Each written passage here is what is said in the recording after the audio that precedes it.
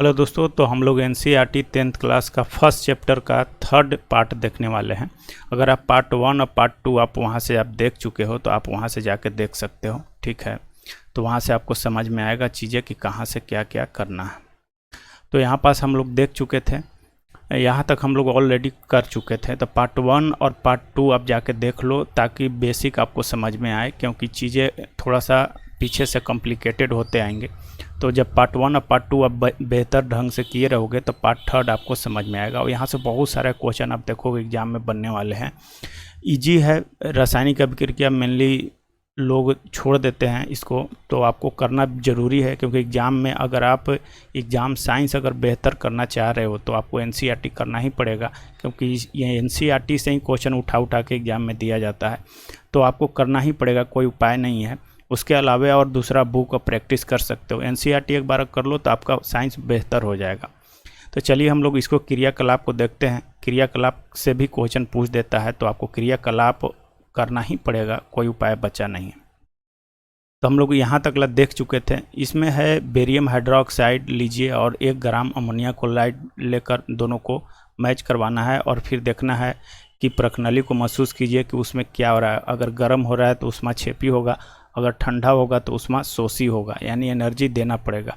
उष्मा छेपी क्या होता है, उष्मा शोषी क्या होता है, ऑलरेडी हम लोग डिस्कस कर चुके थे। पार्ट 1 या पार्ट 2 लेक्चर में हम लोग ये सब बात कर चुके हैं।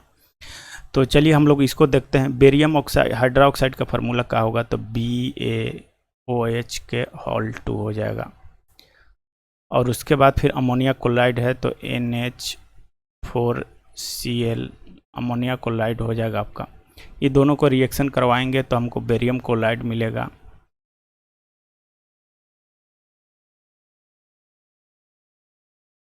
एक मिनट यहाँ पास इसको इरेज कर लेते हैं। अब देखो मिलेगा बेरियम क्लोराइड आपको मिलेगा, ठीक है। प्लस में आपको NH3 अमोनियम मिलेगा और प्लस में जल मिलेगा। तो यहाँ पास देखोगे कि जो टेम्परेचर में है इसमें तापमान में गिरावट आ जाता है। तो तापमान में गिरावट आ गया, तापमान में कमी हो गया, यानी टेम्परेचर क्या हो गया, डिक्रीज हो गया। टेम्परेचर डिक्रीज हो गया तो कौन सा अभिक्रिया होगा, उष्मा शोषी। आपको कैसा लगेगा, ठंडा लगेगा। तो ठंडा लगेगा तो उष्मा शोषी अभिक्रिया हो जाएगा, ये उष्मा शोषी अभिक्रिया ये हो जाएगा। तो यही आपसे यहाँ क्वेश्चन पूछ रहा था कि उष्मा शोषी है कि उष्मा छेपी है। तो उष्मा शोषी अभिक्रिया ये था। तो याद रखना है, ऐसे करके भी आपको एग्जाम में देगा कि बेरियम हाइड्रोक्साइड को अमोनिया क्लोराइड से रिएक्शन करते हैं तो कौन सा अभिक्रिया है, उष्मा छेपी है कि उष्मा शोषी है। तो ये चीज़ें आपको टेम्परेचर कम हुआ तो उष्मा छेपी अभिक्रिया है, आप नोट डाउन कर लोगे। अब आगे उष्मा छेपी और उष्मा शोषी से हम कुछ एग्जाम्पल देखने वाले हैं जो एग्जाम में बार बार पूछता है आपको। तो वो मैं एक्स्ट्रा लिख के रखा हूँ आपके लिए, तो उसको आप नोट डाउन कर लोगे। बाकी आगे जो यहाँ प्रश्न है उसको हम देखते हैं क्या ये कह रहा है। ऐसे ही आपको एग्जाम में प्रश्न आपसे पूछा जाएगा। कह रहा है कि कोई पदार्थ X है का विलयन है, सफ़ेदी के लिए यूज करते हैं। सफ़ेदी के लिए क्या, चूना को, कली चूना को। तो कली चूना को यहाँ पास हम लोग Ca कैल्शियम ऑक्साइड। पदार्थ X का नाम बताइए तो कैल्शियम ऑक्साइड हो गया, और इसका सूत्र लिखिए तो कैल्शियम ऑक्साइड हो चुका है। पदार्थ X के जल के साथ अभिक्रिया लिखिए, तब इसके जल के साथ इसको चूना को जल में डाल देते थे तो क्या बनता था, ये चूना है तो बुझा हुआ चूना बन जाएगा, तो कैल्शियम हाइड्रोक्साइड हो जाता था। बिल्कुल सही बात। और यहाँ पास हीट निकलता था, बहुत सारा हीट निकला तो कौन सा हो गया, उष्मा शोषी या उष्मा छेपी। तो हीट निकला तो उष्मा छेपी अभिक्रिया होगा। ये चीज़ें समझ में आ रहा होगा। फिर आगे के प्रोसेस हम देखे थे कि कैल्शियम हाइड्रोक्साइड है या बुझा हुआ चूना को, इसको दीवार पर आप लगा देते थे। उसके बाद ये वायुमंडल से CO2 से रिएक्शन करा के कैल्शियम कार्बोनेट ये बना लेता था, और यही आपको चमक प्रदान करता है दीवार में। तो ये चीज़ें हम लोग डिस्कस कर चुके थे, ये भी समझ में आ रहा होगा। प्लस में यहाँ जल भी रहेगा, जल 2-3 दिन के बाद उड़ जाएगा, वेपर में चेंज होगा, तो ये क्या हो जाएगा, कैल्शियम कार्बोनेट सॉलिड टाइप के आपको हो जाएगा। ये सब एग्जाम्पल आप याद रखोगे, ये VVI है, एग्जाम में आपको बनेंगे। कोई भी एग्जाम में देखोगे यहाँ से क्वेश्चन कली चूना वाला से बनता ही है। इसको भाखरा चूना भी बोलते हैं, इसको कली चूना भी बोलते हैं, या बिना बुझा हुआ चूना। ये बुझ गया, पानी मिला दिए तो बुझ गया, ऐसे याद रखोगे, ठीक है।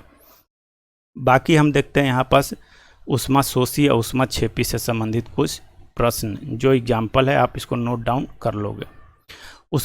उष्माशोषी से है, उष्माशोषी अभिक्रिया मतलब उष्माक्षेपी अभिक्रिया, उष्माशोषी अभिक्रिया। तो देखते हैं पहले उष्माक्षेपी वाला का। उष्माक्षेपी का एग्जाम्पल इतना सारा है, आप याद रखोगे। ये रिएक्शन करने के बाद एनर्जी निकलता है, यानी हीट बाहर रिलीज होता है, उसको उष्माक्षेपी कहेंगे। कौन कौन है? जैसे मीथेन है, गैस जो जलाते हो उसको एनर्जी के लिए जलाते हो तो उष्माक्षेपी हो जाएगा। कैल्शियम वाला बता चुके हैं, कैल्शियम कली चूना को जल मिलाओगे तो कैल्शियम हाइड्रोक्साइड और एनर्जी या हीट निकलेगा तो उसको बोलेंगे। ग्लूकोज वाला है, याद रखो ग्लूकोज जो हम लोग श्वसन करते हैं उसको में ऑक्सीजन के प्रेजेंस में CO2 बनाता है और जल बनाता है और एनर्जी रिलीज करता है। CO2 लंग्स के थ्रू हम लोग को निकलेगा, हार्ट के थ्रू। ईंधन का जलना, मैग्नीशियम धातु को वायु में आप जलाते हो तो यहाँ से भी हीट निकलेगा। अम्ल क्षार का जो रिएक्शन है इसमें टेम्परेचर इंक्रीज हो जाता है तो गर्म लगेगा तो आपको उष्माक्षेपी अभिक्रिया होगा। श्वसन बता चुके हैं, VVI है, BPSC में भी ये क्वेश्चन पूछ चुका है। तो आप PCS लेवल का एग्जाम तक ये क्वेश्चन पूछ चुका है कि श्वसन क्या है, उष्माक्षेपी है कि उष्माशोषी है। तो ये चीज़ ध्यान रखोगे, श्वसन आपसे ज़्यादा बार पूछा जाएगा, कहीं ना कहीं मिलेगा। तो आप इतना याद रख लोगे, ये VVI स्लाइड है, जो हम लिखे हुए हैं VVI स्लाइड है। आपको एग्जाम के बेसिस पर VVI होने वाला है। अगर रेलवे के दे रहे हो तो और VVI होने वाला है, क्योंकि रेलवे का साइंस NCERT से ही पूछ रहा है। PCS का भी दे रहे हो तो समझो कि यहीं से आपको क्वेश्चन बनेगा। अब छोटा मोटा किताब पढ़ के साइंस जैसे तैसे चले जाओगे तो आपको नहीं होने वाला है, क्योंकि अब NCERT से ही लाइन बाय लाइन पूछ रहा है। तो ये सब चीज़ें आपको ध्यान देना पड़ेगा। अब आते हैं उष्माशोषी में। उष्माशोषी में जिसको में हमको एनर्जी देना पड़ता है, तो 3 तरह के आपको एनर्जी देना पड़ेगा। एक टेम्परेचर देंगे तो थर्मोलाइसिस बोले थे, करंट देंगे तो इलेक्ट्रोलाइसिस बोलेंगे। अगर सन का लाइट के प्रेजेंस में ब्रेक होगा कोई रासायनिक अभिक्रिया तो उसको बोलेंगे फोटोलाइसिस बोलेंगे। ये तीनों चीज़ है, सबका एक एक एग्जाम्पल, 2-2 एग्जाम्पल आपसे पूछ सकता है एग्जाम में। इसको में भी डीप में बन सकता है कि 4 रिएक्शन दे देगा, सब उष्माशोषी ही होगा। पूछेगा कि इसमें करंट के थ्रू कौन सा ब्रेक हो रहा है, तो आपको एग्जाम्पल रखना ही पड़ेगा, कोई उपाय नहीं है। यहाँ पास देखो ये तापमान वाला है, टेम्परेचर वाला है। टेम्परेचर से संबंधित जितना है हमने ऑलरेडी लिख रखा है। इसका साइन का मतलब टेम्परेचर समझ जाना कि तापमान की बात कर रहा है, ऐसे साइन दिया हुआ है। कॉपर ऑक्साइड है, कॉपर को ऑक्सीजन के प्रेजेंस में जलाओगे तो कॉपर ऑक्साइड काला परत बन जाएगा। फिर कॉपर ऑक्साइड को हाइड्रोजन के प्रेजेंस में जलाओगे तो कॉपर मिल जाएगा। कॉपर जनरली रेड ब्राउन होता है, तो ये याद रखोगे। कॉपर का कलर अगर पूछ देगा तो नाइट्रोजन के ऑक्सीजन के प्रेजेंस में अगर हीट दोगे तो 2NO मतलब नाइट्रोजन ऑक्साइड बन जाएगा। फेरस सल्फेट को अगर हीट देते थे तो फेरिक ऑक्साइड, सल्फर डाइऑक्साइड और सल्फर ट्राईऑक्साइड है। इंपॉर्टेंस है, VVI है, एग्जाम में पूछेगा। कैल्शियम कार्बोनेट को अब हीट करते हो तो कैल्शियम ऑक्साइड कली चूना और CO2 में ब्रेक हो जाता है। लेड नाइट्रेट है, इसको आप हीट करोगे तो PbO और नाइट्रोजन, ये भूरा कलर का बताए थे आपको, भूरा कलर का ये गैस एग्जाम में पूछ चुका है, याद रखोगे। रेलवे के NTPC एग्जाम में ये पूछ चुका है कि लेड नाइट्रेट को आप हीट देते हो तो ब्रेक होता है, तो भूरा कलर का कौन सा गैस होता है, तो नाइट्रोजन डाइऑक्साइड, और फिर ऑक्सीजन गैस रिलीज होता है। तो ये चीज़ें तापमान से इतना आपको याद रखना है, उष्माक्षेपी वाला जिसमें एनर्जी हम देते हैं। इसके बाद फिर देखेंगे नेक्स्ट विद्युत धारा वाला। तो विद्युत धारा वाला आपको 3 एग्जाम्पल याद रखना है जिसमें करंट फ्लो करते हैं। देखो ये सब लिक्विड है, लिक्विड है, लिक्विड है। एक यहाँ पास देखना, आप समझना एक्वस, एक्वस में कहेगा तो जलीय विलयन, उसमें जल है, जिसमें जल है, जल में विलयन है। लिक्विड के कहेगा तो ये गलित है, गलित मतलब पिघला हुआ है। तो ये चीज़ें आपको रिएक्शन में यहाँ फेज लिखा रहेगा, इसका मतलब भी समझना है। जल का फेज ऑलरेडी बता चुके थे कि जल ऐसे L लिखल है, इसका मतलब जल की बात कर रहा है। H2O लिखा है, अगर S लिखा है तो मतलब बर्फ़ की बात कर रहा है। H2O ऐसे G लिखा है, इसका मतलब वेपर वाष्प की बात कर रहा है। तो आपको देखना पड़ेगा, ऐसा मत समझ जाना कि H2O लिखा हुआ है मतलब दिमाग में जले आता है जनरली, तो वो नहीं सोचना है। आपको यहाँ फेज भी देखना है, किस फेज की बात कर रहा है। तो यहाँ पास देखोगे H2O है, विद्युत करंट फ्लो करे हाइड्रोजन और ऑक्सीजन में, आपको बता चुके थे। इसको मैं कैथोड और एनोड वाला था। यहाँ देखो NaCl है, लवण है लेकिन गलित फॉर्म है, मोल्टेन पिघला हुआ फॉर्म है, तो यहाँ सोडियम और क्लोरीन प्राप्त होगा। यहाँ पास Al2O3 है, यहाँ पास आप ब्रेक करोगे तो अल्युमिनियम और ऑक्सीजन में टूट जाएगा। तो ये 3 एग्जाम्पल आपको विद्युत धारा से याद रखना है। सूर्य का प्रकाश की बात करेंगे तो सूर्य का प्रकाश में देंगे अगर हीट सिल्वर क्लोराइड है तो सिल्वर और क्लोराइड में टूट जाएगा।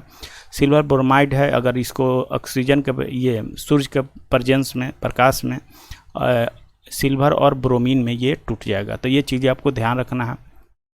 नोट में करके लिखा हुआ है, देखो ये है फोटोसिंथेसिस वाला, जिसमें सूर्य का प्रकाश तो देते हैं, क्लोरोफिल देते हैं, लेकिन ये याद रखना कि ऊर्जा यहाँ निकलता है तो ये उष्मा क्षेपी का एग्जाम्पल है, याद रखो। इसमें कई बार एग्जाम में पूछा है कार्बन डाइऑक्साइड के कितने अणु भाग लेते हैं, तो 6 याद रखना है आपको। जल का पूछेगा कि जल का कितना भाग लिया, 12 लिया, लेकिन जल यहाँ फाइनली बचा कितना, 6। तो जल के कितने अणु लॉस हो गए, 6 अणु, याद रखिएगा। VVI है, एग्जाम में कहीं आपको मिलेगा ही, टपकेगा ही आपको एग्जाम में, तो ये सब चीज़ें आपको याद रखने थे। चलिए आइए टॉपिक पर हम लोग आते हैं। आज हम लोग का है विस्थापन अभिक्रिया। अभिक्रिया में हम लोग पढ़ चुके थे, क्या क्या पढ़ चुके थे पहले देखते हैं। तो पहले हम लोग संयोजन पढ़ लिए। संयोजन मतलब 2 संयोजन होगा। फिर उसके बाद हम लोग पढ़े वियोजन। वियोजन कैसे होगा, ब्रेक होकर टूटेगा तो उसको वियोजन होगा। और फिर हम लोग का तीसरा पढ़ना है विस्थापन, यानी डिस्प्लेस कर देगा। जैसे एग्जाम्पल में अगर हम लेते हैं तो देखो कॉपर सल्फेट ले लो, कॉपर सल्फेट है, कॉपर सल्फेट को आप मैग्नीशियम से आप करो, ठीक है। तो मैग्नीशियम से करोगे तो यहाँ बन जाएगा मैग्नीशियम सल्फेट बन जाएगा, और फिर यहाँ कॉपर को बाहर कर देगा, ठीक है। कॉपर रेड ब्राउन, याद रखना, रेड ब्राउन कलर का याद रखोगे, ठीक है। अब यहाँ पास देखोगे तो ये कॉपर और मैग्नीशियम है, तो ये मैग्नीशियम और कॉपर क्या है कि ये दोनों में कौन ज़्यादा रिएक्टिव है, तो मैग्नीशियम ज़्यादा रिएक्टिव है, तो कॉपर को वहाँ से अपने हटा देगा, बोलेगा तुम हटो, तुमसे ज़्यादा पावरफुल है, तो ये इससे जुड़ जाएगा, तो ये बना लेगा और कॉपर को यहाँ बाहर कर देगा। तो देखो यहाँ पर विस्थापन हो गया। सिंगल विस्थापन की बात हो रहा है, या सिंगल कहे या विस्थापन कहे, बात एक के है। द्विविस्थापन की यहाँ बात नहीं हो रहा है। तो जब तक आप ये चीज़ नहीं समझोगे कि कैसे इसमें रिएक्टिव एलिमेंट कौन सा है ज़्यादा, तो थोड़ा सा वो चीज़ें समझना होगा। तो पहले हम लोग रिएक्टिव एलिमेंट देख लेते हैं, ताकि आपको कैसे कैसे विस्थापन होगा, किसको डिस्प्लेस्ड करेगा, किसको नहीं करेगा, ये चीज़ें आपको समझना है। तो चलिए हम लोग देखते हैं थोड़ा सा। यहाँ पास आप देखोगे ऐसे मेटल और नॉन मेटल में हम लोग ये चीज़ करने वाले हैं, लेकिन आप यहीं पास देख लो इसको। देखो ये पीरियोडिक टेबल है। देखो यहाँ पास देखोगे मोस्ट रिएक्टिव कहेगा, तो मोस्ट रिएक्टिव में देखो सबसे पहले पोटेशियम आ जाएगा, फिर आ जाएगा सोडियम, फिर आएगा कैल्शियम, फिर आएगा मैग्नीशियम। ये चारों एक जगह है, इसको बार बार देखना है पीरियोडिक टेबल में। अगर रूम में लगाए हो लगा लो इसको, पीरियोडिक टेबल को, बहुत इंपॉर्टेंस होने वाला है, क्योंकि बार बार आप देखोगे तो चीज़ें आपको याद हो जाएंगे। अब देखो याद कैसे रखोगे, तो देखो इधर से ऊपर में आए तो ये दोनों को उठा लो, फिर नीचे से ऊपर में आएंगे तो ये दोनों को उठा लो, माने एक साथ 4 आपको याद रखना है। याद रखना है पोटेशियम, सोडियम, कैल्शियम, मैग्नीशियम। बार बार आप रिवीजन करोगे तो आपको याद हो जाएंगे चारों। अब इसमें मोस्ट रिएक्टिव ये है, अगर ये आएगा तो अगर ये कैल्शियम और ये पोटेशियम आया तो कैल्शियम कम है तो ये पोटेशियम उसके जगह पर आ कर ले लेगा। इसके बाद और कहेंगे तो हम मेटल और नॉन मेटल वाले में हम लोग देखने वाले हैं। तो यहाँ से देखो अब आगे में कैसे होगा, एल्युमिनियम होगा, जिंक होगा, लोहा होगा, टीन होगा, पीबी होगा और हाइड्रोजन होगा। कैसे याद रखोगे, ये पांचों को आपको 6 ठो है, इसको एक साथ याद रखना है, इसको एक साथ याद रखना है, तभी याद रख पाओगे। मैं बता रहा हूँ, ऐसे याद रखोगे तो आपको याद रहेंगे। यहाँ थोड़ा सा लॉजिक लगा के याद रखेंगे 6 ठो का।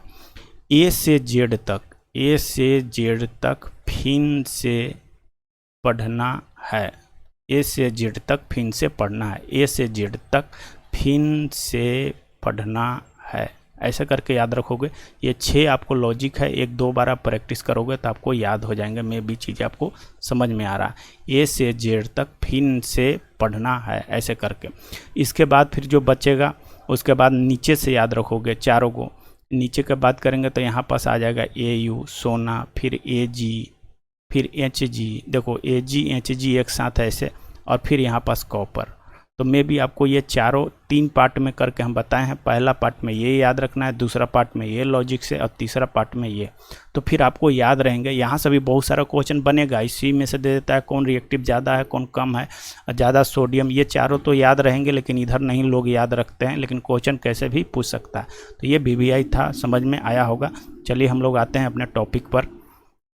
तो यही सब करने में थोड़ा टाइम लग जाता है, आपको हर चीज़ आपको डिस्कस किया जाता है, तो वो थोड़ा सा टाइम तो देना ही पड़ेगा आपको। एनसीईआरटी आप पढ़ रहे हो तो थोड़ा टाइम लगेगा भाई, आपको शॉर्ट तरीका में नहीं करा सकते हैं। अब आधे घंटे में सोचोगे सब एनसीईआरटी हो जाए तो वही स्टूडेंट को हो सकता है जो पहले से पढ़ रखा है, जो नहीं किया उसके लिए तो बेनिफिशियल नहीं होने वाला है, उसमें पता भी नहीं चलेगा केमिकल रिएक्शन कैसे कैसे हो रहा है। तो थोड़ा सा यहाँ पास आपको ध्यान देना पड़ेगा, टाइम देना पड़ेगा, पेशेंस दो, आराम से 1 बार 2 बार वीडियो देखो, उसके बाद आपको बेसिक बढ़िया हो जाएगा तो फिर आप उड़ना चालू कर दोगे।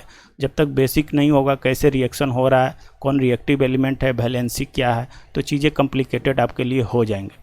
चलिए विस्थापन अभिक्रिया में क्या क्या यहाँ दे रखा है, ऑलरेडी हम आपको समझा चुके हैं विस्थापन अभिक्रिया क्या होता है। 3 कील लिया है, क्रियाकलाप है, 3 कील लिया है और इसको रेगमार से रगड़ लिया है, ए और बी लिया है।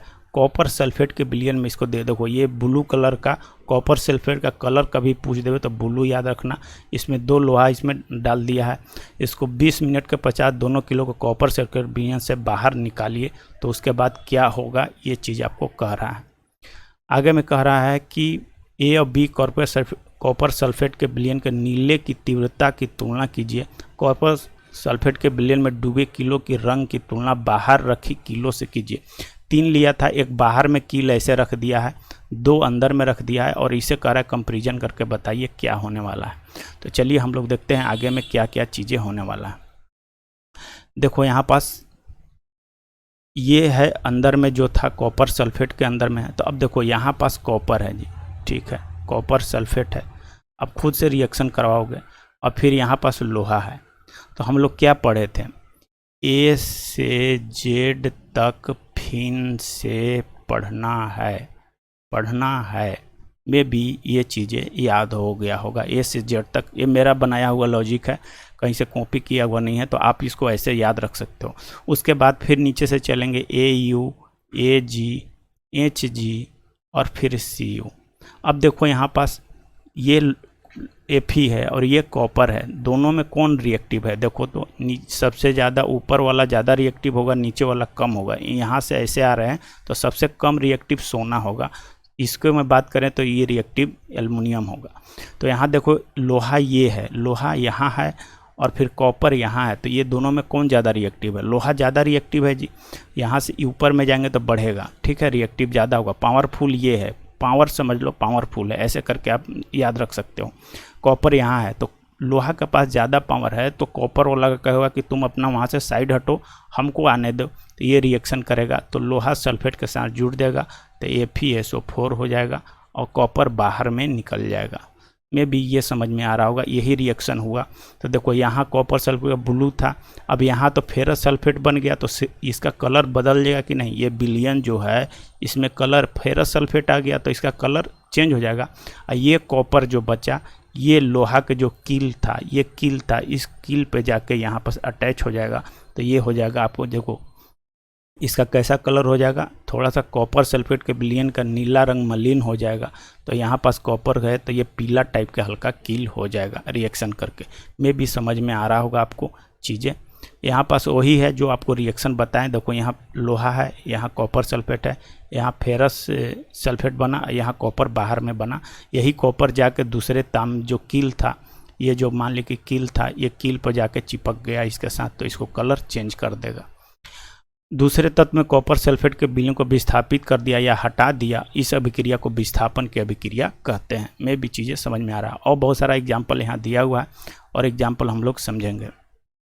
देखो यहाँ जिंक है और यहाँ कॉपर है, तो जिंक और कॉपर का हम लोग देखे थे, ए से जेड तक फिन से पढ़ना है। मैं बार बार लिख रहा हूँ ताकि आपको याद हो जाए, ठीक है, पढ़ना है। फिर यहाँ की बात करें तो CU हो जाएगा, फिर HG हो जाएगा, फिर AG हो जाएगा और फिर AU, HG AG एक साथ याद रखोगे।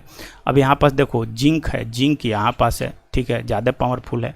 उसके बाद कॉपर यहाँ पर है, तो अब जिंक क्या इसको हटा देगा, तो देखो अब जिंक यहाँ जिंक सल्फेट बना लेगा, कॉपर बाहर हो जाएगा। ऐसे देखो यहाँ क्या है, शीशा है और यहाँ कॉपर है, शीशा कहाँ है PB, देखो ये है, और यहाँ पास कॉपर ये है नीचे में, तो ये ज़्यादा पावरफुल है तो ये हटा देगा और यहाँ लेड क्लोराइड बना लेगा और कॉपर बाहर में होगा। में भी चीज़ें आपको समझ में आ रहा है। जब तक रिएक्टिव एलिमेंट नहीं याद रखोगे तो थोड़ा सा दिक्कत होगा। आपको हम बता दिए, इससे ईजी आप नहीं याद रख सकते हो, आपको सब याद हो गया होगा। आगे बात करें, देखो 4 वाला तो बताए हैं, पोटेशियम, सोडियम, कैल्शियम, मैग्नीशियम, ठीक है। तो ऐसे भी याद रख सकते हो, ठीक है। इसको में भी लॉजिक लगा सकते हो, लेकिन जनरली इसको देखते देखते आपको याद हो जाएगा पीरियोडिक टेबल में। लॉजिक सिर्फ इसमें याद लगाना, बाकी यहाँ पास और यहाँ पास आपको याद रखना होगा। 1-2 बार लिखोगे तो चीज़ें याद हो जाएंगे आपको। VVI ये स्लाइड था, आपको समझ में ये चीज़ें आ रहा होगा। आगे कह रहा है कि जिंक तथा लेड के कॉपर की अपेक्षा अधिक क्रियाशील तत्व है, वो कॉपर के यौगिक को विस्थापित करती हैं। यही चीज़ है जो आपको हम बताएं। द्विविस्थापन अभिक्रिया में होगा, डबल डिस्प्लेसमेंट में होगा कि एक दूसरे को विस्थापित कर देगा और वहाँ से आपको एक दूसरे को अलग कर देगा, माने डबल होने वाला है चीज़ें। तो ये चीज़ें आपको समझना है कि द्विविस्थापन अभिक्रिया क्या है। जैसे कि यहाँ पास एक एग्जाम्पल देखें, जैसे सिल्वर नाइट्रेट है, AgNO3 है, ठीक है, AgNO3 है, और यहाँ पास कॉपर ले लेते हैं, ठीक है। अब यहाँ पास, अब देखो अब कैसे बनेगा, देखो Ag है यहाँ, ये कॉपर है, तो हम लोग यहाँ पास पढ़े थे CuHg AgAu। तो देखो तो यहाँ पास Hg ये है और Ag ये है और कॉपर ये है। तो कॉपर ज़्यादा रिएक्टिव है, तो कॉपर क्या बोलेगा, भैया हटो यहाँ से, मेरा जगह खाली करो, तुम तो कम पावरफुल है, तुम इसके साथ नहीं रख सकते हो। तो कॉपर यहाँ पास बन जाएगा, तो यहाँ हो जाएगा कॉपर नाइट्रेट, यहाँ वैलेंसी कॉपर नाइट्रेट का होगा 2, तो यहाँ पास 2 आ जाएगा। और फिर यहाँ पास सिल्वर को आगे यहाँ हटा देगा, तो यहाँ पास डिस्प्लेस्ड हो गया, ठीक है। तो यहाँ पास क्या हो गया, एकल विस्थापन हुआ। अगर ये सिल्वर किसी के साथ और के साथ जुट जाता तो उसको डबल डिस्प्लेसमेंट कहते हैं, ठीक है। तो यही चीज़ें आपको यहाँ पास समझाने वाला है, यही पास बताने वाला है, ठीक है। आगे देखिए यहाँ पास जो यहाँ मेंशन किया हुआ है, जैसे सोडियम सल्फेट लिया, तो ठीक है, सोडियम सल्फेट ले लो, सोडियम सल्फेट Na2SO4 होगा, ठीक है। उसके बाद बेरियम क्लोराइड ले लो, बेरियम क्लोराइड ले लेंगे, ठीक है। ये दोनों को आपस में मिलाएंगे। अब देखो यहाँ सोडियम है, यहाँ बेरियम है, तो सोडियम ज़्यादा होगा, ये वाला आपको याद होगा सीरीज, कैल्शियम मैग्नीशियम। तो देखो सोडियम यहाँ है, बेरियम यहाँ नीचे में होगा, जो नहीं लिखा वो नीचे में होगा। तो ये बेरियम को हटा देगा तो क्या बनाएगा, देखो यहाँ से ये हटाएगा तो यहाँ सोडियम क्लोराइड बना लेगा, ठीक है, सोडियम क्लोराइड बनाएगा, यहाँ पास बनाएगा सोडियम क्लोराइड बना लेगा, और प्लस में बेरियम सल्फेट बना लेगा। आगे में रिएक्शन दिया हुआ है, तो ये चीज़ें आपको समझ में आ रहा होगा कि कैसे कैसे रिएक्टिव कर रहा है। तो यही चीज़ आपस में मिलाया तो क्या होने वाला है, ये चीज़ हम लोग देखने वाले हैं आगे में। तो यहाँ कह रहा है कि आप देखोगे एक श्वेत रंग का एक पदार्थ का निर्माण होता है। श्वेत रंग का पदार्थ जैसे बेरियम सल्फेट है, बेरियम क्लोराइड है, ये जो बना है ये श्वेत रंग का व्हाइट PPT बना है। व्हाइट PPT मतलब अवक्षेप बना है, ठीक है। अवक्षेप, ये अवक्षेप कैसा होता है, सॉलिड होता है, बता चुके हैं आपको। अघुलनशील होता है, ये घुलेगा नहीं, अघुलनशील होगा। यहाँ बना लवण, ठीक है। तो जो जल में अभिलय होगा, ये अभिलय होगा, बता चुके हैं। इस अभिलय पदार्थ को अवक्षेप कहते हैं। जिस अभिक्रिया में अवक्षेप का निर्माण होता है उसे बोलते हैं अवक्षेपन की अभिक्रिया, ठीक है। तो अवक्षेपन की अभिक्रिया होगा, आपको डबल जो है विस्थापन है, डबल डिस्प्लेसमेंट वाला जो बात कर रहा है, डबल डिस्प्लेसमेंट वाला, द्विविस्थापन वाला, इसका एग्जाम्पल आपको हम लिख रखे हैं, आपको वो सब याद रखना है। मुश्किल से यही एग्जाम में आपको बार बार पूछा जाता है। जैसे ये एग्जाम्पल है, आपको याद रखना है, डबल डिस्प्लेसमेंट वाला है। और डबल डिस्प्लेसमेंट वाला में आप देखोगे दोनों एक्वस, यहाँ भी एक्वस सॉल्यूशन, लेकिन यहाँ जो बना है वो सॉलिड और घुलनशील बनता है, और यहाँ पास एक्वस बनेगा। तो सॉलिड जो बनेगा, जो अभिलय होगा, उसको PPT बोलते हैं, माने कि प्रेसिपिटेट हो जाएगा वो, ठीक है। तो ये चीज़ें आपको ध्यान रखना है कि अवक्षेप बनता है डबल डिस्प्लेसमेंट में। बाकी हम लोग देखते हैं, और आगे इसमें एग्जाम्पल है जो हम लिख रखे हैं, यहाँ चीज़ें आपको समझ में आएगा। देखो द्विविस्थापन का ये सब एग्जाम्पल है, VVI है, आप नोट डाउन कर लोगे, एग्जाम में यहाँ से क्वेश्चन आपको बनेंगे, ठीक है। तो देखो बेरियम क्लोराइड है और सोडियम सल्फेट है, वही एग्जाम्पल है। यहाँ कैसा बना, व्हाइट PPT बना, कैसा बना, व्हाइट PPT। बेरियम क्लोराइड है, कॉपर सल्फेट के साथ लिए तो बेरियम सल्फेट और कॉपर क्लोराइड बना, कैसा बना, व्हाइट PPT बना। माने अवक्षेप कैसा बना, तो उजला, वाइट कलर का। यही एग्जाम में पूछता है कैसा अवक्षेप बना, ये बात ध्यान रखोगे। अल्मोनियम ट्राइक्लोराइड है, ये अमोनियम हाइड्रोक्साइड है, इसको बताएंगे कि एल्युमिनियम यहाँ AlOH के होल 3 बना, और यहाँ पास जो ये PPT बना ये भी वाइट बना, ये भी वाइट बना। तो जनरली वाइट वाला इतने हो गए। कॉपर सल्फेट को हाइड्रोजन डाइसल्फाइड से करोगे तो कॉपर सल्फाइड बनेगा, तो ये हो जाएगा ब्लैक कलर का। ये याद रखोगे, एक ब्लैक कलर का अलग मिला, बाकी वाइट कलर का मिला। सिल्वर नाइट्रेट को अमोनिया क्लोराइड से करोगे तो AgCl बनेगा, ये भी वाइट कलर का ही मिलेगा। तो देखो ब्लैक कलर वाला ये है, तो इसको पर स्टार लगा लो, ये एक डिफरेंट है। बाकी आप अगर दिमाग लगा के वाइट भी मार देते हो तो आपका ज़्यादा होगा, क्योंकि NCERT में जो दिया हुआ है वाइट वाला ज़्यादा दिया है। बाकी ब्लैक ये याद रखोगे एक्स्ट्रा। इसके बाद देखेंगे तो लेड वाला था, लेड नाइट्रेट था, पोटेशियम आयोडाइड था, इसको करोगे तो ये येलो कलर का मिला था। पार्ट 1 लेक्चर में हम ऑलरेडी डिस्कस कर चुके थे। तो ये पीला अवक्षेप मिलेगा, इसको भी याद रखोगे। एक ब्लैक एक पीला, बाकी वाइट मिल रहा था। सोडियम हाइड्रोक्साइड HCl का रिएक्शन करोगे तो NaCl बनेगा, जल बनेगा। तो इसमें कोई अवक्षेप नहीं मिलेगा, क्योंकि NCl तो अवक्षेप नहीं ना है जी, ये तो घुलनशील है। और इसके बाद देखेंगे तो पोटेशियम ब्रोमाइड है, सिल्वर नाइट्रेट है, तो पोटेशियम नाइट्रेट बनेगा। और फिर AgBr इहो भी अवक्षेप बनेगा। तो अवक्षेप का कलर में ब्लैक और येलो वाला याद रखोगे, और बाकी जनरली वाइट बना था, ये भी याद रखोगे। तो ये सब VBI स्लाइड होने वाला है, इसको आप नोट डाउन कर लोगे कहीं कॉपी में, नोट में। यहीं से आपको अगर द्विविस्थापन का एग्जाम्पल होगा तो आप देखोगे अधिकतर यहीं से पूछने वाला है, सब NCERT से लिया हुआ है। तो चीज़ें आपको समझ में आ रहा होगा। चलिए आते हैं हम लोग अपने टॉपिक पर। तो यहाँ पास वही चीज़ किया है, ठीक है।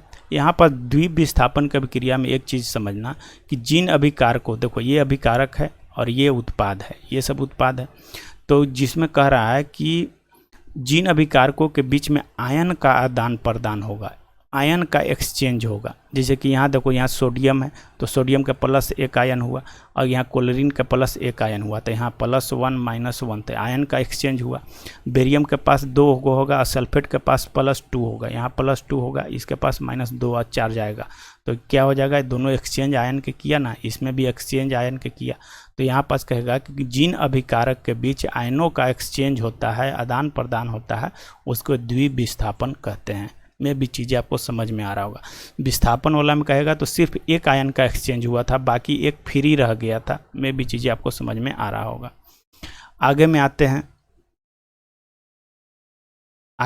हैं तो देखते हैं, कहता है कि ध्यान दे कि लेड नाइट्रेट और पोटेशियम आयोडाइड, वही विस्थापन वाला में आपको हम जो बताए थे, लेड नाइट्रेट वाला है, ठीक है, सिल्वर नाइट्रेट वाला है, पोटेशियम आयोडाइड वाला जो आपको एग्जाम्पल बताए हैं, वही चीज़ यहाँ एग्जाम्पल आपको दिया हुआ है, ठीक है। तो आपको चीज़ें समझ में आ रहा होगा मे बी। तो यहाँ पास देखो, आप यहाँ पास देख लो तो थोड़ा सा,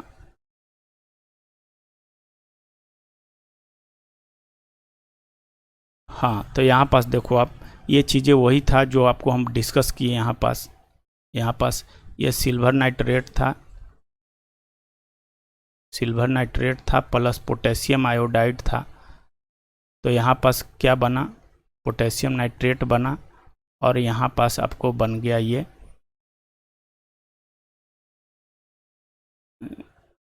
बना, ये सॉरी, यहाँ पास आपको, यहाँ पास सिल्वर नहीं, यहाँ पास आप रिएक्शन किए थे लेड नाइट्रेट से किए थे। तो यहाँ पास PBI बना था, PBI। और ये कैसा अवक्षेप था, ये येलो कलर का आपका अवक्षेप था, येलो कलर का ये अवक्षेप था। तो ये चीज़ें यहाँ पास ये दिया, कह रहा कि अवक्षेप किस रंग का था, तो येलो का। अवक्षेपित यौगिक का नाम बताइए, तो ये क्या हो गया, लेड आयोडाइड हो गया। और संतुलित कह रहा है ये द्विविस्थापन अभिक्रिया है, बिल्कुल है, यहाँ से ये डिस्प्लेस्ड हुआ, यहाँ से ये हुआ था, द्विविस्थापन वाला है। तो ये चीज़ें आपको ध्यान रखना था। उसके बाद नेक्स्ट में आ जाते हैं हम लोग, आया है उपचयन और अपचयन से है। ये VBI होने वाला है, यहाँ से एग्जाम में, हर एग्जाम में एक क्वेश्चन पूछता है, तो आपको इसको ध्यान से समझना है। उपचयन का मतलब है ऑक्सीडेशन, ऑक्सीडेशन माने ऑक्सीकरण, ऑक्सीडेशन। और अपचयन का मतलब हो गया रिडक्शन, रिडक्शन माने अवकरण। ये चीज़ें आपको ध्यान रखना है, उपचयन और अपचयन। अगर कहीं हिंदी में आप कंफ्यूज कर जाओ तो इंग्लिश देख लेना, ऑक्सीडेशन और रिडक्शन, ठीक है। अब यहाँ पास चीज़ें समझना क्या है, ऑक्सीडेशन रिडक्शन आपको समझना पड़ेगा, उसके बाद हम इस पे आते हैं। तो सबसे पहले हम लोग चलते हैं थोड़ा सा अपने जहाँ पास हम लोग लिख रखे हैं। अब देखो यहाँ ऑक्सीडेशन और रिडक्शन यहाँ ऑलरेडी हम लिख चुके हैं। तो सबसे पहले ऑक्सीडेशन या रिडक्शन में से किसी एक को पकड़ लेना है, एक को आपको ध्यान रखना है, बाकी दूसरा को उसको अपोजिट कर देना है। तो आप ऑक्सीडेशन याद रखोगे, जनरली ऑक्सीडेशन दिमाग में पहले आता है, तो याद रखोगे ऑक्सीकरण या उपचयन इसको बोलते हैं।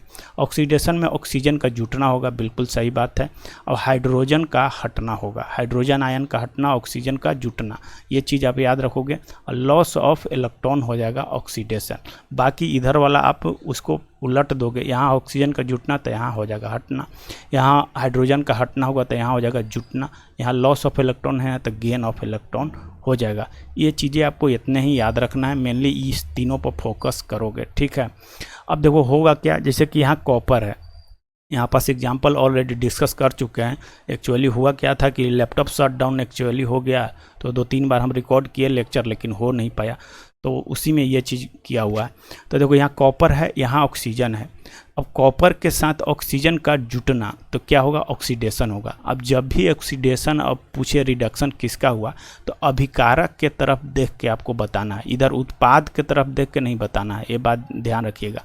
हमेशा अभिकारक, इधर वाला अभिकारक है, इधर उत्पाद है, ठीक है। तो इसको मैं कहेगा कि ऑक्सीकरण किसका हुआ, तो देखो यहाँ पास क्या हुआ, ये यहाँ कॉपर है, ये ऑक्सीजन है, तो कॉपर ऑक्सीजन के साथ जुटा तो कॉपर का ऑक्सीडेशन हो गया। किसका हो गया, कॉपर का ऑक्सीडेशन हो गया। चीज़ें समझ में आ रहा होगा। यहाँ कॉपर, यहाँ देखो कॉपर के बाद फिर हाइड्रोजन लिए, तो यहाँ कॉपर ऑक्साइड है, तो कॉपर ऑक्साइड से यहाँ देखो यहाँ कॉपर बन गया, क्या बन गया, कॉपर। तो यहाँ से ऑक्सीजन निकल गया जी, यहाँ से ऑक्सीजन निकल गया, तो ऑक्सीजन को हटना, यहाँ देखो हटना, तो इसको क्या बोलेंगे, रिडक्शन। लेकिन रिडक्शन इधर वाला का देख के बोलेंगे, कॉपर का हुआ है, नहीं इधर वाला का नहीं, इधर अभिकारक को देख के बोलेंगे, अभिकारक को देख के बोलेंगे। तो यह रिडक्शन किसका हुआ, CuO का।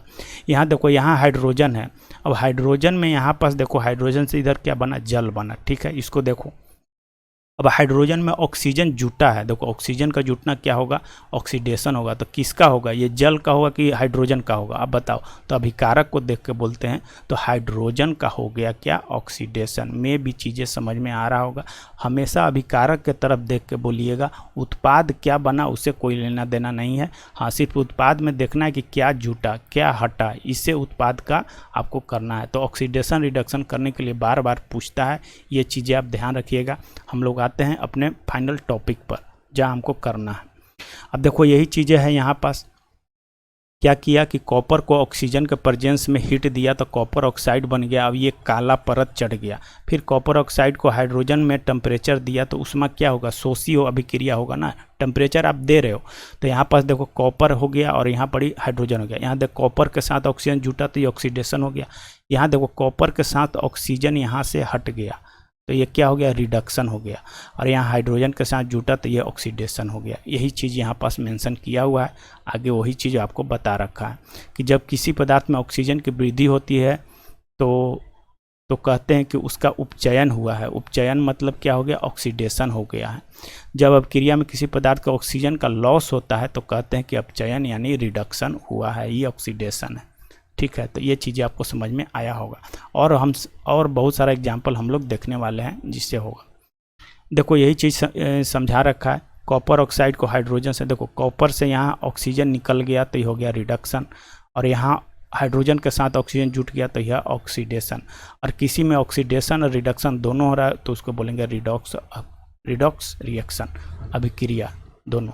तो यही चीज़ आपको कह रहा है, यहाँ पास दोनों होगा तो रिडॉक्स अभिक्रिया होगा। मैं भी चीज़ें समझ में आ रहा होगा आपको। आगे और देखते हैं रिडॉक्स एग्जाम्पल का। देखो यहाँ पास रिडॉक्स के कुछ एग्जाम्पल, यहाँ जिंक है, Zn है, यहाँ कार्बन है। तो यहाँ जिंक से देखो कि यहाँ पास जिंक है, यहाँ ऑक्सीजन निकल गया तो यह हो जाएगा रिडॉक्स रिएक्शन हो जाएगा, रिडक्शन होगा, और यहाँ कार्बन के साथ ऑक्सीजन ऐड हो गया तो इसका हो जाएगा ऑक्सीडेशन। लेकिन आपसे पूछेगा कि किसका रिडक्शन हुआ, किसका ऑक्सीडेशन हुआ, तो देखो इधर वाला को देख के बोलना है, इधर वाला को, उत्पाद वाला से नहीं। तो ZnO का क्या हो गया, रिडक्शन, और कार्बन का क्या हो गया, ऑक्सीडेशन। हमेशा इधर वाला अभिकारक वाला को देख के बोलना है, ये बात ध्यान रखिएगा, एग्जाम में आपसे पूछा जाएगा। अब यहाँ पास देखो नेक्स्ट में, यहाँ है आपका, यहाँ पास है मैग्नीज डाइऑक्साइड, यहाँ हाइड्रोजन क्लोराइड है, ठीक है। अब यहाँ पास देखो कि रिएक्शन ये करेगा, यहाँ हाइड्रोजन है, ये मैग्नीशियम है, ये हाइड्रोजन है। तो आपको बताए थे वो वाला सीरीज आपको याद रहेगा, तब पर ही आप कर पाओगे, तो वो चीज़ें वाला। तो अब यहाँ देखो कि यहाँ से यहाँ देखो, ठीक है, यहाँ ऑक्सीजन इसमें था, यहाँ ऑक्सीजन नहीं है, यहाँ ऑक्सीजन नहीं है, तो ऑक्सीजन यहाँ हटा है, तो ये क्या हो गया, रिडक्शन। यहाँ HCl है, ठीक है, यहाँ HCl से यहाँ देखो, इसको देखो क्लोरीन को, तो यहाँ से हाइड्रोजन क्या हुआ, हटा है, हाइड्रोजन कटना, हाइड्रोजन का जुटना होता है रिडक्शन, हाइड्रोजन का हटना होता है ऑक्सीडेशन, तो यहाँ ऑक्सीडेशन हो गया। रिडक्शन किसका हुआ है, इधर वाला का देख के बोलेंगे तो MnO2 का रिडक्शन हुआ है। कहेगा ऑक्सीडेशन किसका हुआ है, तो HCl का हुआ है, ना कि क्लोरीन का मार देना, क्लोरीन भी ऑप्शन में रहेगा, ये नहीं होगा। इधर वाला को देख कर नहीं बोलते हैं, हमेशा बोलते हैं अभिकारक को देख कर। तो मैं भी चीज़ें आपको समझ में आया होगा यहाँ पास चीज़ें, ठीक है। अभी कुछ एग्जाम्पल और हम लिए हुए हैं जो आपको दिखाना चाहते हैं कि कैसे कैसे होगा। तो देखो हम आते हैं कुछ एक्स्ट्रा चीज़ें पे। अब यहाँ पास देखो, शायद मिल जाए,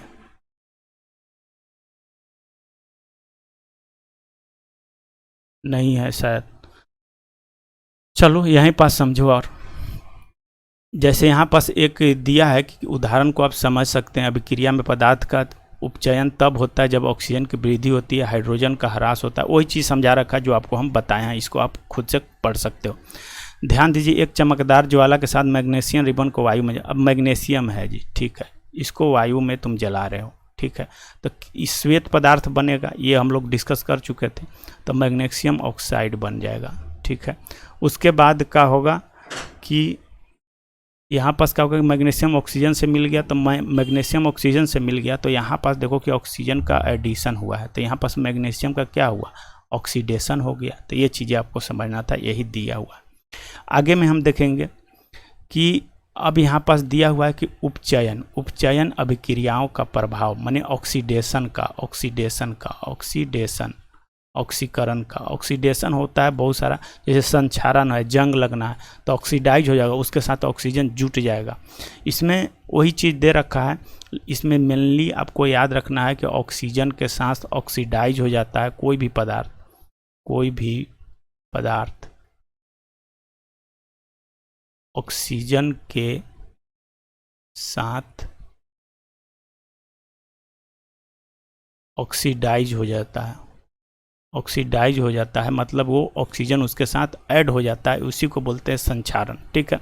यहाँ पास आप याद रखोगे मेनली लोहा को लेके ये किया हुआ है, तो लोहा के पूछेगा, लोहा में भूरे रंग के, लाल भूरे रंग का जो बन जाता है उसको क्या बोलते हैं, तो उसको बोलते हैं जंग लगना कहते हैं। तो यही चीज़ यहाँ पास दिया हुआ है कि कलर चेंज हो जाएगा, उसी को संक्षारण कहते हैं। चांदी के ऊपर जो परत जमेगा वो काला टाइप का जमेगा, ठीक है, तो ये जंग लगना हो गया। तांबा के पूछेगा तो तांबा के बर्तन ये सब है, तो इसके ऊपर हरा परत चढ़ेगा, ये VBI है, ये दोनों नोट कर लेना आप। चांदी का काला हो जाएगा और तांबा को हरा परत हो जाएगा।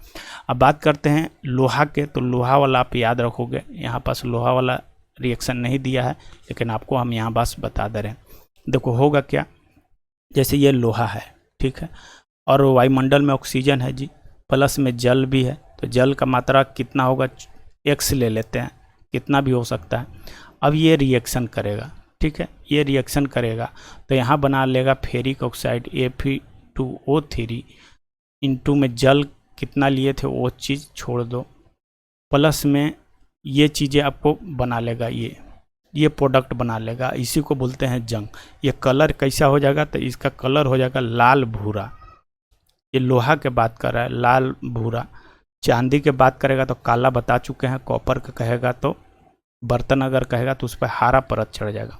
अब यहाँ पास देखो कि यहाँ लोहा है, ठीक है। अब लोहा के साथ देखो ऑक्सीजन ऐड हुआ है, तो इसका क्या हो गया, यहाँ पास देखो यहाँ ऑक्सीजन ऐड हुआ है तो ऑक्सीडेशन हो गया, ऑक्सीडेशन हो गया। ऑक्सीडेशन किधर हुआ, इधर के देख के बोलेंगे नहीं, ये इसका हुआ, लोहा का ऑक्सीडेशन हो गया। चीज़ें आपको समझ में आ रहा होगा, ठीक है। तो यही चीज़ है। इसका अगर नाम कभी पूछ देगा तो इसको में जल है तो जल वाला के लिख देंगे हाइड्रेटेड, हाइड्रेटेड। और इसको बोलते हैं फेरिक ऑक्साइड, तो इसको हो जाएगा फेरिक ऑक्साइड, फेरिक ऑक्साइड ये हो जाएगा। ये जल का नाम ले लेना, बाकी ये फेरिक ऑक्साइड लिख देना, यही चीज़ होगा। तो कभी कभी कुछ भी पूछ सकता है, कभी ये पूछेगा हरा, ये पूछेगा लाल भूरा कलर का जो होता है वो क्या है, तो ये फिर 2O3 ऐसे याद रखोगे। और यहाँ किसका ऑक्सीडेशन हुआ, तो यहाँ पास हो गया आपका लोहा का हो गया। में भी चीज़ें आपको समझ में आ रहा होगा, ठीक है। अब जैसे कि यहाँ पास देखो कुछ एग्जाम्पल और भी देख सकते हो, और भी देख सकते हो, जैसे PBA हो गया, ठीक है, कार्बन हो गया। अब इसके साथ रिएक्शन करोगे तो देखो Pb है और ये कार्बन है, तो ज़्यादा रिएक्टिव है तो Pb यहाँ पास हो जाएगा, और कार्बन क्या हो जाएगा, यहाँ CO2 निकल जाएगा। तो यहाँ पास देखो PbO था, अब यहाँ से क्या बना, Pb बना, तो ऑक्सीजन निकल गया, तो इसका हो गया रिडक्शन। अब कार्बन के साथ देखो ऑक्सीजन यहाँ जुट गया, तो यहाँ क्या हो गया, ऑक्सीडेशन। ऑक्सीडेशन किसका हुआ, कार्बन का हुआ, इधर वाला को बोलेंगे ना। रिडक्शन किसका हुआ, तो इसका हुआ, तो इसको रिडक्शन बोलेंगे, PbO का हुआ। में भी चीज़ें आपको समझ में आ रहा होगा। अब ऑक्सीडेशन रिडक्शन किसका हुआ आपको समझ में आ रहा होगा। संक्षारण के कारण ढांचे, पुल, विशेषकर धातु लोहे के बनी कीमत क्षति हो जाती है। लोहे का संक्षारण का एक गंभीर समस्या है, वो हर वर्ष अधिक पैसा खर्चा होता है। अगर लोहा का संरक्षण करना है तो आप उसको पेंट कर सकते हो, पेंट ग्रीस वगैरह यूज कर सकते हो, ठीक है। ग्रीस हो गया, पेंट हो गया, या जस्तीकरण कर सकते हो, गल्वेनाइजेशन, ठीक है। तो ये सब चीज़ें परत चढ़ा सकते हो, एनोड के रूप में चढ़ा सकते हो। तो ये सब चीज़ें आप उसको संक्षारण से बचाने के लिए कर सकते हो। आगे में देखते हैं जो हम लोग का यहाँ पास दिया हुआ है, ठीक है। यहाँ दिया है एक चीज़ और है, विकृति गंधिता। विकृति गंधिता का मतलब हो गया रेंसिडिटी। इसको में क्या होगा कि बहुत सारे खाद्य पदार्थ है, ऑक्सीजन के प्रेजेंस में आकर ऑक्सीडाइज हो जाएगा। यानी क्या हो जाएगा, खाद्य पदार्थ ऑक्सीडाइज हो जाएगा O2 के प्रेजेंस में, O2 के उपस्थिति में क्या हो जाएगा, ऑक्सीडाइज हो जाएगा, ऑक्सीडाइज या ऑक्सीकरण हो जाएगा, ठीक है। ऑक्सीडाइज हो जाएगा तो इसी को बोलेंगे हम रेंसिडिटी, यानी विकृति घनता। जैसे होता क्या है कि वसा युक्त है, तेलीय खाद्य पदार्थ है, उसको आप रख दोगे बहुत दिन का तो उसका स्वाद और गंध दोनों चेंज हो जाता है।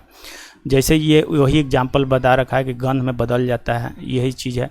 इसके लिए प्रतिऑक्सीकारक होता है। प्रतिऑक्सीकारक मतलब ये जो खाद्य पदार्थ है उसको में आप कुछ मिला देते हो, जैसे कि ये पैकेट है, मान ली चिप्स उप्स लेते हो तो इसको में मालूम होगा नाइट्रोजन गैस भरा रहता है, क्योंकि इसमें ऑक्सीजन अगर रहेगा तो ये ऑक्सीडाइज हो जाएगा और इसका स्वाद चेंज हो जाएगा, टेस्ट चेंज हो जाएगा। तो यहाँ नाइट्रोजन की जगह नाइट्रोजन इसीलिए भरा जाता है कि कम इससे रिएक्टिव है, तो ये ऑक्सीडाइज इसके साथ रिएक्शन नहीं करता है, तो सुरक्षित रहता है। ये एग्जाम में क्वेश्चन पूछा हुआ है कि जो पैकेट उकेट होता है उसको ख़राब से बचाने के लिए प्रतिऑक्सीकारक के रूप में क्या यूज करते हैं, तो उसको नाइट्रोजन का यूज करते हैं। यहाँ प्रतिऑक्सीकारक के रूप में आप कह सकते हो कि वो BHT होता है और एक BHA होता है। कभी ऐसा मिल जाए तो आप याद रखना BHA BHT भी होता है, इसको आप याद रखना। प्रतिऑक्सीकारक के रूप में भी यूज किया जा सकता है।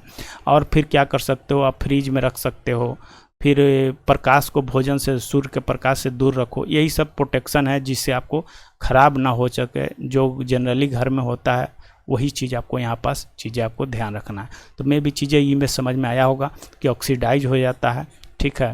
तो यही चीज़ आपको मेनली यहाँ पास था। जैसे देखो यहाँ चिप्स है, ठीक है ना। नाइट्रोजन जैसे कम सक्रिय गैस है, ऑक्सीजन से ज़्यादा कम रिएक्शन है नाइट्रोजन का, इसीलिए ये ज़्यादा रिएक्टिव है तो ये ऑक्सीडाइज हो जाएगा, लेकिन ये ऑक्सीडाइज नहीं होगा। आगे में देखते हैं कुछ कुछ प्रश्न अगर यहाँ पास दिया हुआ है तो इसको आप प्रश्न को आप खुद से करोगे। यहाँ पास कह रहा है कि कौन सा अपचायित और उपचायित हो रहा है, ठीक है, पहचानिए। तो देखो यहाँ सोडियम है, यहाँ ऑक्सीजन है, तो ये दोनों मिल के यहाँ हो गया तो क्या हो गया, ऑक्सीजन का ऑक्सीडेशन हो गया, सोडियम का ऑक्सीडेशन हो गया। यहाँ कॉपर ऑक्साइड है, यहाँ हाइड्रोजन है, ये सब बता चुके हैं, वही चीज़ है। देखो यहाँ से कॉपर बना तो यहाँ से ऑक्सीजन निकल चुका, तो इसका हो जाएगा, क्या हो जाएगा, ऑक्सीजन का निकलना है रिडक्शन, और हाइड्रोजन के साथ जल मिलेगा तो ये हो जाएगा ऑक्सीडेशन। ये चीज़ें आपको समझ में आ रहा होगा वहीं पास। बाकी आपने क्या सीखा यही चीज़ यहाँ मेंशन किया हुआ है, ठीक है, यही चीज़ आपको समझना है। बाकी यहाँ एक रिएक्शन दिया हुआ है, इसको आपको हम डिस्कस कर चुके हैं कि PbO है, कार्बन है, तो देखो PbO से ई बना, तो PbO से ये क्या हो गया, रिडक्शन हो गया जी, यहाँ से ऑक्सीजन निकल गया और इसके साथ ये जुड़ गया तो ये हो गया ऑक्सीडेशन। ऑक्सीडेशन किसका हुआ, ऑक्सीडेशन कार्बन का हुआ, रिडक्शन किसका हुआ, तो PbO का हुआ, ठीक है। अब PbO पूरा बोलेंगे, ऐसा ना कि बोल देंगे लेकिन ये पूरा प्रोडक्ट को बोलेंगे, ठीक है, ऐसा ना कि शीशा बोल, कह रहा है कि शीशा, इसमें से कौन सा कथन असत्य है जी, असत्य है। कह रहा है कि शीशा अपचयित हो रहा है, शीशा अपचयित हो रहा है, कार्बन डाइऑक्साइड उपचयित हो रहा है, कार्बन डाइऑक्साइड देखो, कार्बन डाइऑक्साइड उपचयित हो रहा है कि ये कार्बन हो रहा है, ठीक है ना, तो ये कार्बन हो रहा है, कार्बन उपचयित हो रहा है, देखो कार्बन यहाँ दे रहा है, कार्बन डाइऑक्साइड उपचयित, यहाँ कार्बन उपचयित हो रहा है तो ये सही है। और फिर लेड ऑक्साइड उपचयित हो रहा है, यहाँ लेड ऑक्साइड हो रहा है, PbO हो रहा है, ठीक है, ये कार्बन हो रहा है, तो यही चीज़ें यहाँ पास है, ये दोनों सही है। असत्य पूछ रहा है कौन है, तो ये असत्य है, ये असत्य है। में भी चीज़ें आपको समझ में आया होगा। आगे में इसी में देखते हैं एक और रिएक्शन यहाँ दिया हुआ है, यहाँ फेरिक ऑक्साइड है, एल्युमिनियम के साथ है, देखो यहाँ लोहा, यहाँ से इसको यहाँ मिलाओ, यहाँ से देखो ये लोहा का देखो, तो लोहा के साथ ऑक्सीजन निकल गया है तो ये हो गया रिडक्शन, और यहाँ एल्युमिनियम के साथ ऑक्सीजन मिला है तो ऑक्सीडेशन हो गया, ठीक है। तो यहाँ रिडक्शन किसका हुआ, तो रिडक्शन बात करेंगे तो Fe2O3 का हुआ। इधर का देखो, अभिकारक को देखो बताना है, इधर वाला को नहीं। एल्युमिनियम का, तो एल्युमिनियम, यहाँ ऑक्सीडेशन किसका हुआ, एल्युमिनियम का हुआ, ऐ ना कि ये वाला मारना, ये वाला होगा, ये नहीं होगा, ठीक है। इसमें पूछ रहा है कि किस प्रकार का अभिक्रिया, तो देखो इसको डिस्प्लेस कर गया तो द्विविस्थापन की अभिक्रिया है, ठीक है। में भी चीज़ें समझ में आ रहा होगा। जैसे एग्जाम्पल में आपको एक पूछ दे रहे हैं, जैसे कि A+B है, कोई प्रोडक्ट C बना, पूछेगा कैसा अभिक्रिया, तो देखो A+B से C बना तो ये कैसा अभिक्रिया हो जाएगा, संयोजन की अभिक्रिया हो जाएगा। अभिक्रिया भी आपसे एग्जाम में पूछा जाएगा, ठीक है।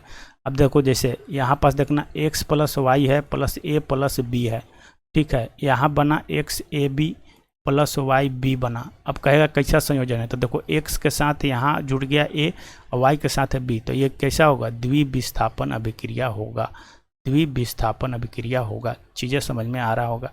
अब जैसे कि ABC है और इसको आप हीट दिए तो ये बन गया A + B + C, तो देखो यहाँ पास क्या हो गया, यहाँ एक था अभिकारक, एक था उत्पाद कई बना, तो क्या हो जाएगा, वियोजन, वियोजन अभिक्रिया होगा। में भी चीज़ें आपको समझ में आ रहा होगा।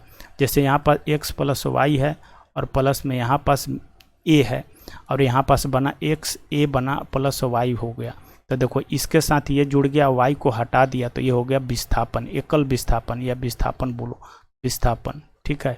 इसमें एक ही को विस्थापन हुआ ना, तो विस्थापन। ये चीज़ें आपको ऐसे फॉर्मेट में भी वो दे सकता है, आपको ध्यान रखना है, ठीक है। ABC करके भी देता है, तो ये चीज़ें आपको ध्यान रखना है। बाकी चीज़ें आपको सब चीज़ हमने करवा दिया है। में भी आपको अच्छा हुआ तो लाइक ज़रूर कर देना यार, हमारा चैनल भी ग्रो नहीं कर रहा है।